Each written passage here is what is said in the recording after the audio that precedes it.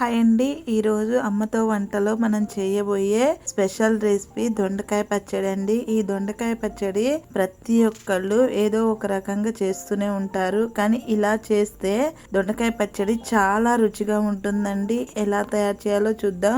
ముందుగా దొండకాయల్ని ఇలా కట్ చేసుకోవాలండి.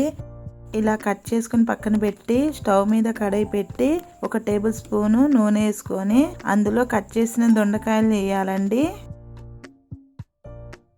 అలాగే 1 పావు కప్పు పచ్చిమిర్చిని తీసుకొని వేసుకోవాలండి. రుచికి సరిపడా ఉప్పు కూడా వేసి మొత్తం ఒకసారి కలుపుకోవాలి. ఇలా కలుపుకున్న తర్వాత ఒక 2 నిమిషాలు మూత పెట్టి మగ్గనివ్వాలి. 2 నిమిషాల తర్వాత ఒకసారి మూత తీసి మొత్తం ఒకసారి కలుపుకోవాలి. ఇలా కలుపుకున్న తర్వాత మళ్ళీ ఒక 2 నిమిషాలు మూత పెట్టి దొండకాయల్ని మగ్గనివ్వాలి. చూడండి, మళ్ళీ ఒక 2 నిమిషాల తర్వాత చూపిస్తున్నాను. దొండకాయలు చక్కగా మగ్గాయి. ఇలా మగ్గితే సరిపోతుంది. అలాగే 2 రెమ్మల కరివేపాకు, నిమ్మకాయ అంత సైజు చింతపండు వేసి చింతపండు మగ్గేంత వరకు కలుపుకోవాలి. ఒక 2 నిమిషాలు కలుపుకుంటే సరిపోతుంది. చూడండి, దొండకాయలు చింతపండు చాలా చక్కగా మగ్గాయి. ఇలా మగ్గితే సరిపోతుంది. స్టవ్ ఆఫ్ చేసి దొండకాయల్ని చల్లారనివ్వాలి. ఇలా చల్లారిన తర్వాత ఒక మిక్సీ గిన్నె తీసుకొని ఈ మిశ్రమాన్ని అంతా మిక్సీలో వేసుకోవాలి.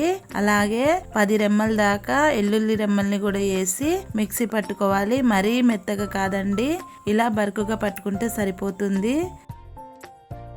పక్కన పెట్టి స్టవ్ మీద కడాయి పెట్టి ఒక 2 టేబుల్ స్పూన్ల నూనె వేసుకోవాలి. నూనె కొంచెం వేడెక్కిన తర్వాత 1 టేబుల్ స్పూను పోపు దినుసులు వేసుకోవాలి. అలాగే 5-6 ఎండుమిర్చి కూడా వేసుకోవాలి. మనం దంచి పెట్టిన ఎల్లుల్లి రెమ్మల్ని కూడా వేసుకొని మొత్తం ఫ్రై చేసుకోవాలి. ఇవి కొద్దిగా ఫ్రై అయిన తర్వాత 2 రెమ్మల కరివేపాకు వేసుకొని అవి కూడా ఫ్రై చేసుకోవాలి. ఈ పచ్చడి తాలింపు అవసరం లేదండి.